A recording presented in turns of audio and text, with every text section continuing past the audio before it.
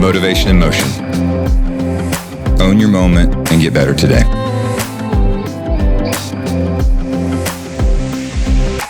Come on, have a seat. You're going to come in here and sit down. We're going to talk. All right. All right. That's easy enough. I'm Tom Ward, coach for 47 years. Wow. Can you mention some of those campuses? Take us on a journey. First four, first three, I was a student coach. Okay. At Bishop McGinnis High School. I was getting my teaching certificate. 4 years at Edmond Memorial from 75 to 79.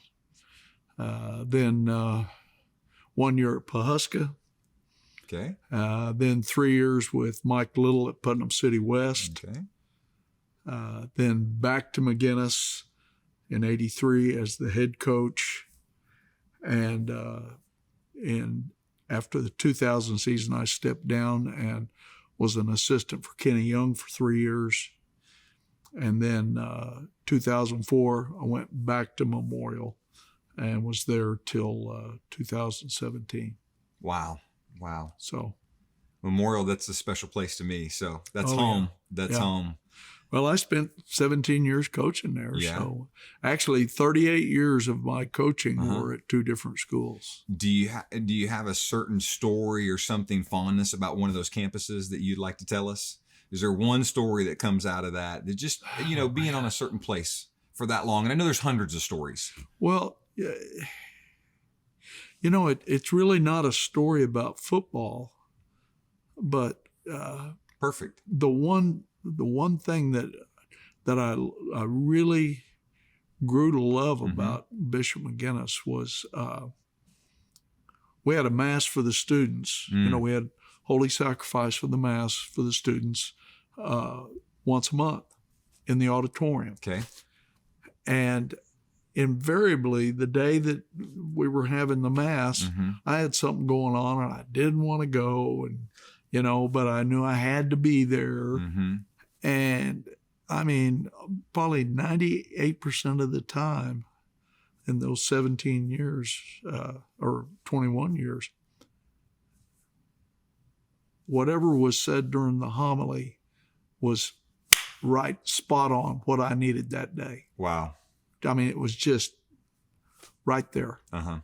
And after that happened numerous times, I got to thinking, yeah, he's speaking to me. Yeah. Well, you've been around me long enough. I don't believe in accidents. I believe that's what the world defines for spiritual influence in our life, right? Yeah, I believe just even you and I knowing each other. You stood out the locker room, actually, the weight room, we could tell everybody, and told me you wouldn't do this, but someone else asked you today so that you would come have a conversation with me. So I don't believe in accidents. Yeah. And I know agree. you've impacted a ton of people, and I know several of them that talk to me all the time. I don't know if you realize that, but is there one young man or woman that you coached that just stands out in your mind right now that you'd like to share a story about? You told me I was going to have to do this. I got so many. Perfect. So many at different schools, Did any of those have a similar theme? No, because they were different kids and different backgrounds, males and females. Right. So each one was different, but they, I was a grinder. Well, I mean, the weight room. You run the weight room. Right, but I mean, I was an O-line coach for a big part of my career. Correct. And I was and I wasn't a very good athlete. I was just a grinder. And so those guys that were grinders, I really, and they might have been a really good athlete, but they were grinders, and they really, some of them really impacted me. Interesting. Yeah. We've heard that so much, and I think about it, you're a grinder, so you recognized it in others that you coached, right? And then there was value back. Yeah. Reciprocating that relationship. I think that's awesome. Yeah.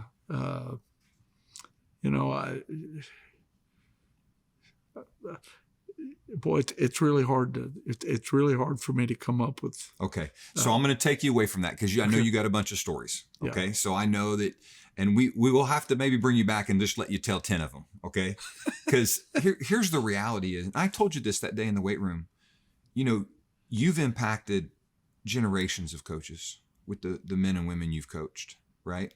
But I find it unique. I know you were an O-line coach, but the weight room's a special place. Yeah. Did you ever just see an athlete that couldn't do it out there on the field of play, but they had it in the weight room? Oh yeah.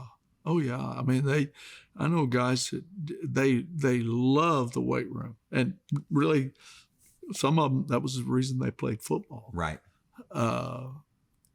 But and in some ways, that was the reason I played football. Interesting. Because my high school coach, Eddie Joseph, he introduced weight training to us in the 60s and early 60s. And nobody was doing that, but except maybe Ada.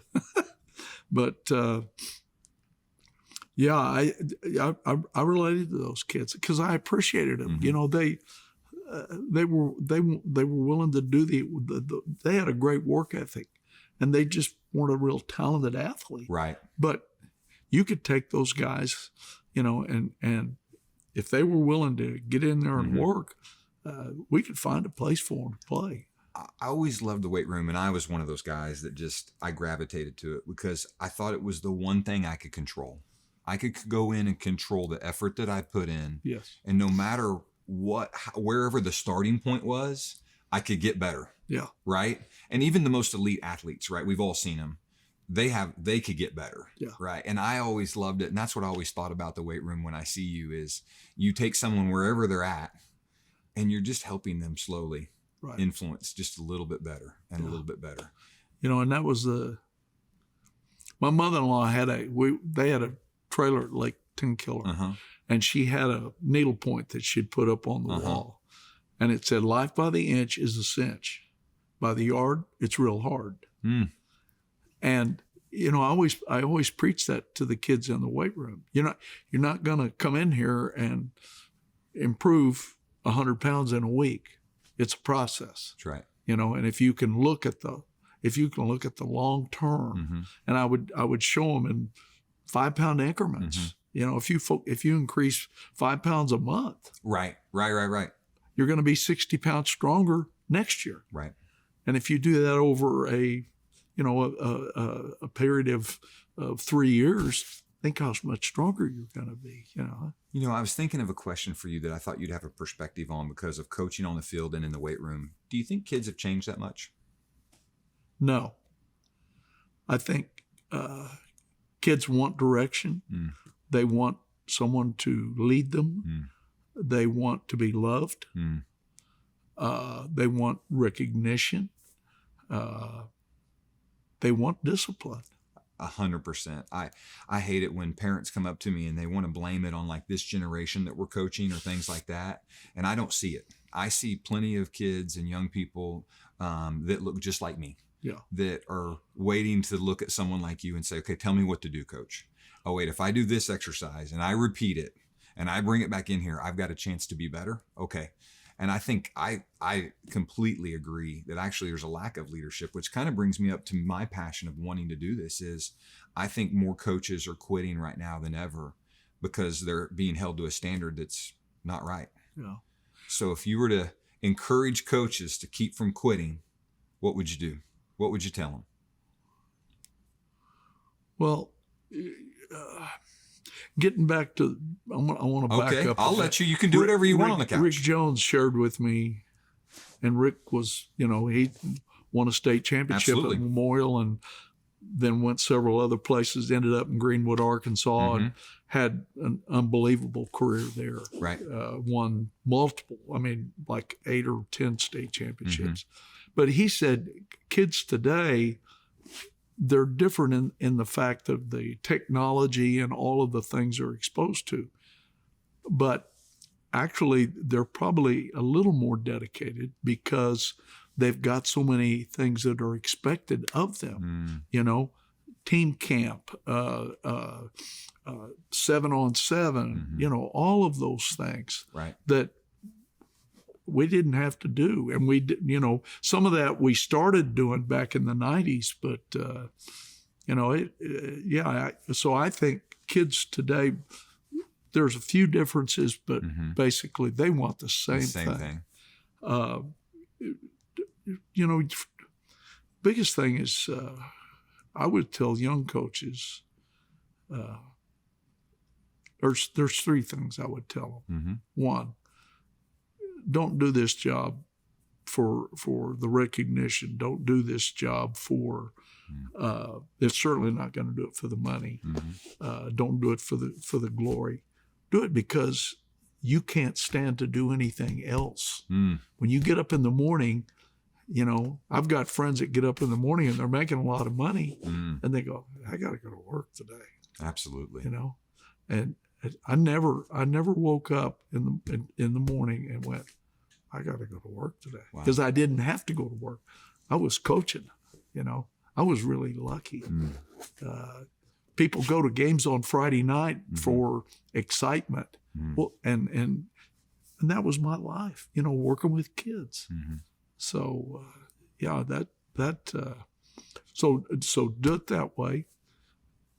Don't be in a hurry. I coached for 47 years. I got one job I applied for.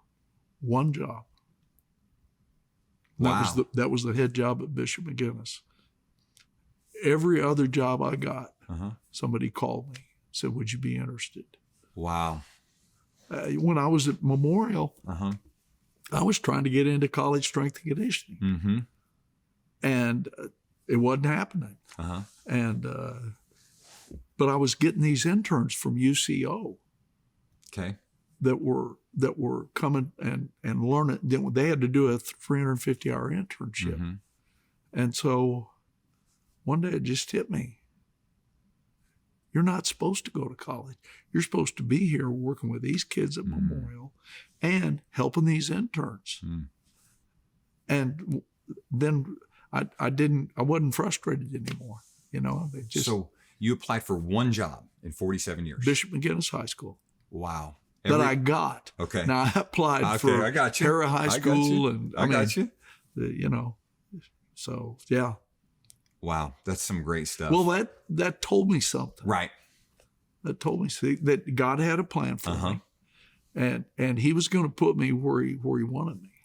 Yeah, it's interesting. You just shared a story that I could apply right now to my own life. Is I'm making a huge transition in my own life, and I've gone to work for money for decades to provide what my family I grew up without. But my favorite part of the day, coaching.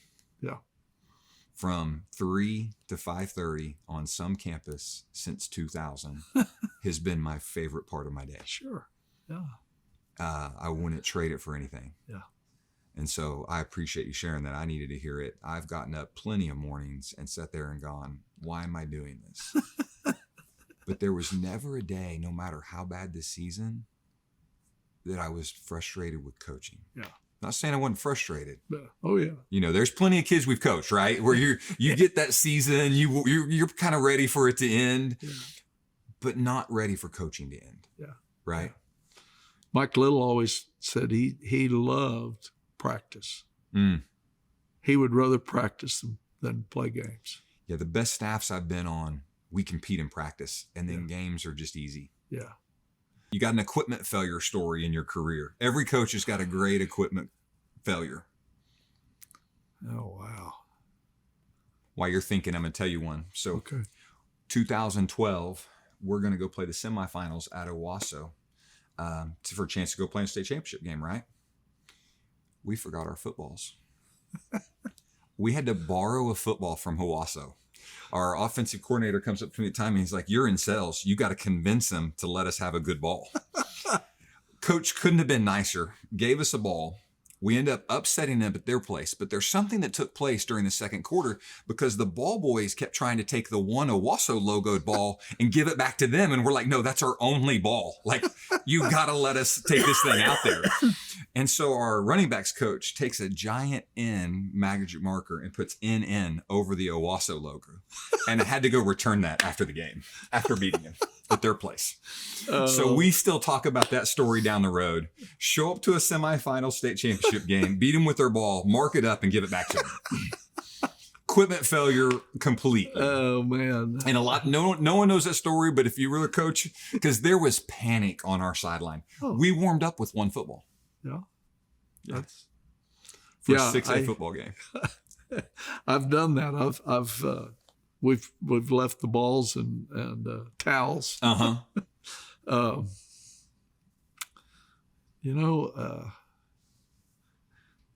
This let's see. This would be a little different. We were playing in '85. We were playing Bristow at Bristow, and they went on and won the state championship that year.